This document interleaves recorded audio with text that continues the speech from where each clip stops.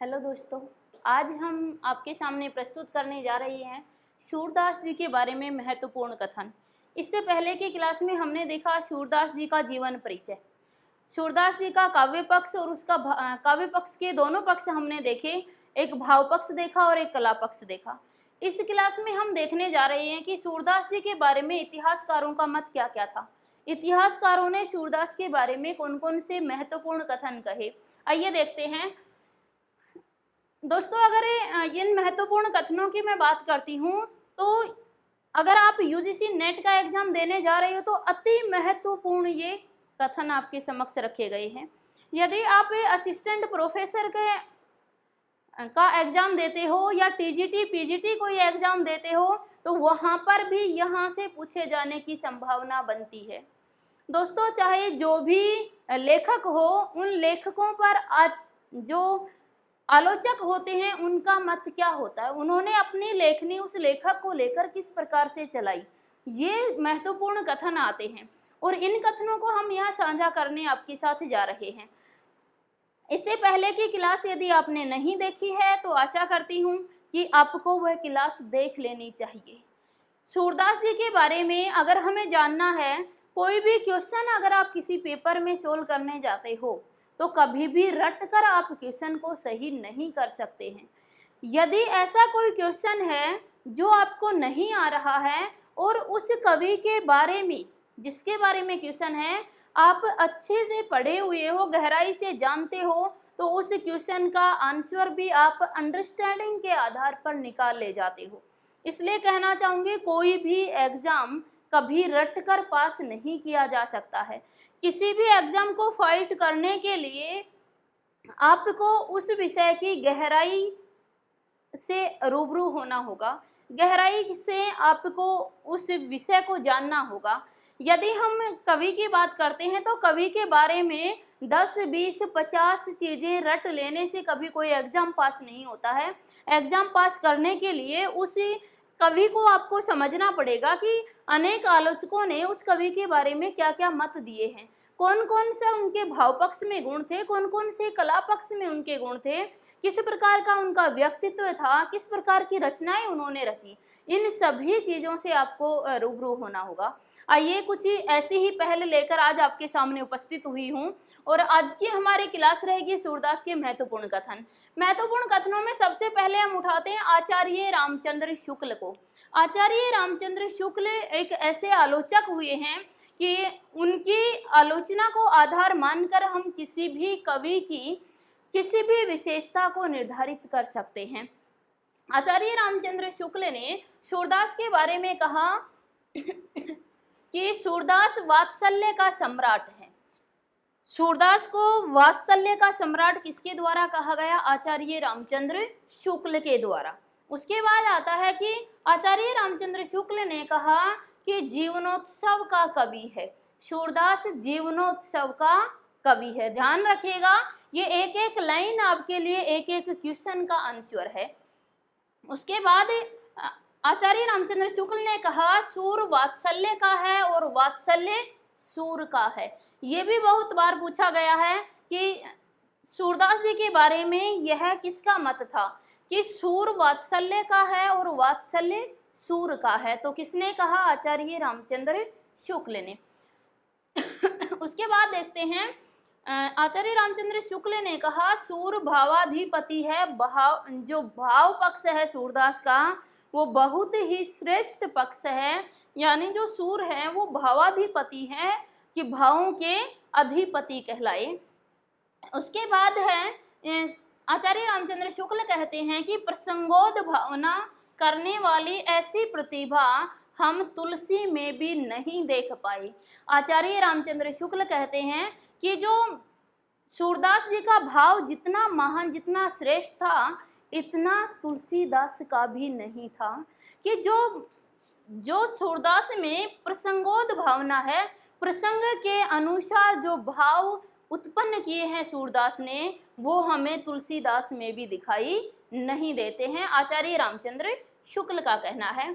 आगे शुक्ल जी कहते हैं कि हिंदी साहित्य में यदि श्रृंगार का रस राजत्व यदि किसी ने दिखाया है तो वह सूर है। आचार्य रामचंद्र शुक्ल का कहना है कि हिंदी साहित्य में यदि श्रृंगार का राजत्व, यदि श्रृंगार का रस राजत्व की, यानी श्रृंगार रस का जो चरम सीमा है वो सूरदास ने दिखाई, जो सूरदास ने प्रकट की, वो शायद ही किसी कवि ने की होगी। तो इनका कहना है कि हिंदी साहित्य में यदि श्रृंगार का रस राजत्व यदि किसी ने दिखाया तो वह सूर हैं। उसके बाद आचार्य रामचंद्र शुक्ल कहते हैं कि सूर वात्सल्य का कोना कोना झांकाए हैं। आचार्य रामचंद्र शुक्ल का कहना है कि जो सूरदास जी थे वो वात्सल्य का कोना कोना झांकाए थे, यानी वात्सल्य का इतना सुंदर और श्रेष्ठ उन्होंने चित्रण हमारे सामने प्रस्तुत किया है। उसके बाद आते हैं, उसके बाद ये थे सभी हमारे आचार्य रामचंद्र शुक्ल के कथन, किसको लेकर, सूरदास को लेकर। उसके बाद आते हैं विट्ठलनाथ। दोस्तों विट्ठलनाथ के बारे में आप सभी लोग जानते ही होंगे कि जो विट्ठलनाथ थे, अष्टछाप की स्थापना विट्ठलनाथ ने की थी। अष्टछाप के ऊपर विट्ठलनाथ की छाप मानी जाती है, जबकि इनके पिता वल्लभाचार्य ने अष्टछाप की शुरुआत की थी। अष्टछाप में 8 कवि आते हैं जो कृष्ण भक्त कवि कहलाते हैं, और कृष्ण भक्त कवियों का जो 8 कवियों का जो संगीत था उसको एक जगह संकलित किया गया है, अष्टछाप के नाम से जाना जाता है। तो अष्टछाप में विट्ठलनाथ जी कहते हैं कि अष्टछाप में जो 8 कवि हैं, कृष्ण भक्त कवि हैं, उन कवियों में से एक सूरदास का भी अपना एक महत्वपूर्ण स्थान है। और सूरदास की अगर बात करते हैं तो जब सूरदास की मृत्यु हो रही थी तो उस समय विट्ठलनाथ ने कहा कि पुष्टि मार्ग को जहाज जात है, जोई कछु लेनु सो ले। ये पंक्ति बहुत बार हमसे पूछी जाती है कि यह कथन किसने किसके लिए कहा। तो याद रखिएगा कि विट्ठलनाथ ने कहा किसके लिए, सूरदास जी के लिए, कि पुष्टि मार्ग को जहाज जात है, जोई कछु लेनु सो ले। कि पुष्टि मार्ग जो है, पुष्टि मार्ग का जहाज आज जा रहा है, अगर किसी को ज्ञान ग्रहण करना है तो इनसे ग्रहण कर सकता है। बहुत ही महत्वपूर्ण बात, बहुत ही मार्के की बात कह दी है किसने, विट्ठलनाथ जी ने। ध्यान रखना कुछ बुक्स में विट्ठलनाथ की जगह वल्लभाचार्य दिया हुआ है कि ये कथन वल्लभाचार्य का है। हाँ, सूरदास जो भक्त थे, सूरदास जो शिष्य थे वो किसके थे, वल्लभाचार्य के थे, लेकिन ये कथन जो कहे वो किसने कहे, विट्ठलनाथ ने कहे। तो यह ध्यान देने योग्य है कि विट्ठलनाथ ने कहा सूरदास की मृत्यु पर कि पुष्टि मार्ग को जहाज जात है, जोई कछु लेनु सो ले। आगे हम देखते हैं कि रामकुमार वर्मा ने क्या कहा। रामकुमार वर्मा ने सूरदास के बारे में कहा कि वे पद व संगीत के जीते जागते अवतार हो गए। दोस्तों ध्यान दीजिएगा, सूरदास जी के बारे में रामकुमार वर्मा कहते हैं कि सूरदास जी पद और संगीत के जीते जागते उदाहरण बन गए हैं। सूरदास जी ने जिन पदों की रचना की और जो संगीत वो किया करते थे वो जीते जागते उदाहरण हैं, कि ऐसे लगता है जैसे संगीत ही सुर का बना है और सुर संगीत के बने हैं। ये कहा किसने, रामकुमार वर्मा ने। उसके बाद हमारे पास आते हैं हजारी प्रसाद द्विवेदी। अगर हजारी प्रसाद द्विवेदी की बात करते हैं तो इन्होंने कहा कि बाल कृष्ण की चेष्टाओं के चित्रण में कमाल की होशियारी और सूक्ष्म निरीक्षण का परिचय दिया सूरदास जी ने। सूरदास जी के बारे में हजारी प्रसाद द्विवेदी कहते हैं कि बाल कृष्ण की चेष्टाओं का चित्रण, कि किसी कृष्ण के बाल रूप का चित्रण करने में सूरदास जी ने एक कमाल की होशियारी प्रस्तुत की है और सूक्ष्म निरीक्षण का परिचय दिया है, कि उन्होंने बाल रूप का इतने सजीव और सूक्ष्म चित्रण हमारे सामने प्रस्तुत किया। ऐसा लगता है जैसे सूरदास के हम बाल चित्रण को पढ़ते हैं, बाल वर्णन को पढ़ते हैं, जो कृष्ण का बाल वर्णन किया है, तो ऐसे लगता है जैसे एक बालक हमारे सामने सजीव रूप में ही प्रस्तुत हो गया और हम उनकी लीलाओं का आनंद उठा रहे हैं। तो हजारी प्रसाद द्विवेदी कहते हैं कि बाल कृष्ण की चेष्टाओं का चित्रण करने में कमाल की होशियारी और सूक्ष्म निरीक्षण का परिचय दिया किसने, सूरदास ने। उसके बाद हजारी प्रसाद द्विवेदी कहते हैं कि सूरदास जब अपने विषय का वर्णन करते थे, बहुत ही महत्वपूर्ण है, ध्यान दीजिएगा कि हजारी प्रसाद द्विवेदी ने कहा सूरदास जब अपने विषय का वर्णन करते थे तो मानो अलंकार शास्त्र हाथ जोड़कर उनके पीछे पीछे दौड़ता था। मानो अलंकार शास्त्र हाथ जोड़कर उनके पीछे पीछे दौड़ता था। उपमाओं की बाढ़ आ जाती, रूपकों की वर्षा होने लगती तथा संगीत के प्रवाह में कवि स्वयं बह जाता। किसने कहा?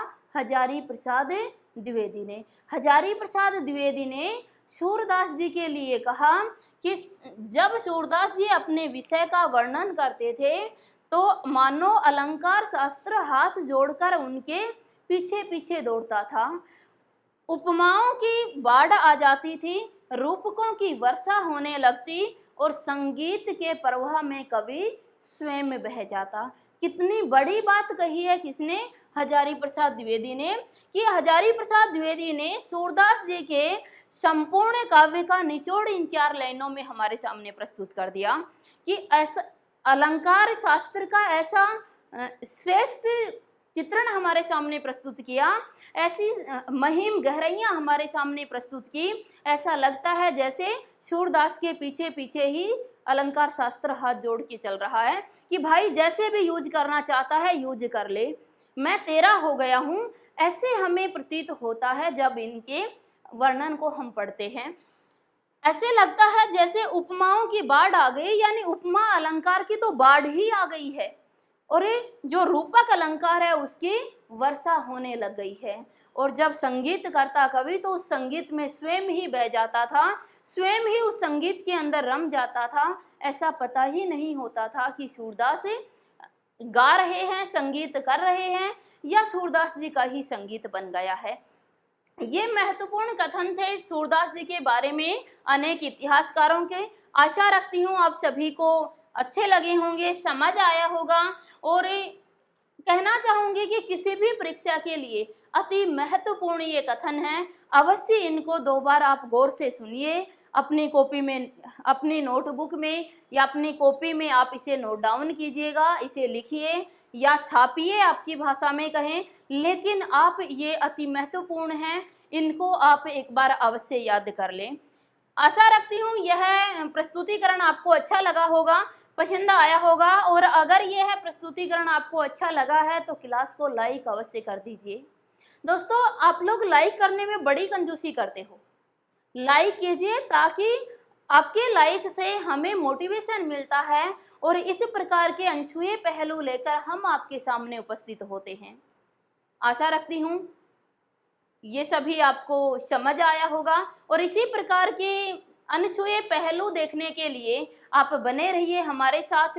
और अगले वीडियो में हम लेकर आने वाले हैं आपके लिए अष्टछाप के कवि। और अष्टछाप के कवि इतनी आसानी से आपको याद करवा दिया जाएगा कि देखते देखते चुटकियों में आपको याद हो जाएगा और वादा है कभी जिंदगी में उसे भूल भी नहीं पाओगे। इसके लिए अगली क्लास का इंतजार कीजिए और कहना चाहूँगी अवश्य देखिए। धन्यवाद।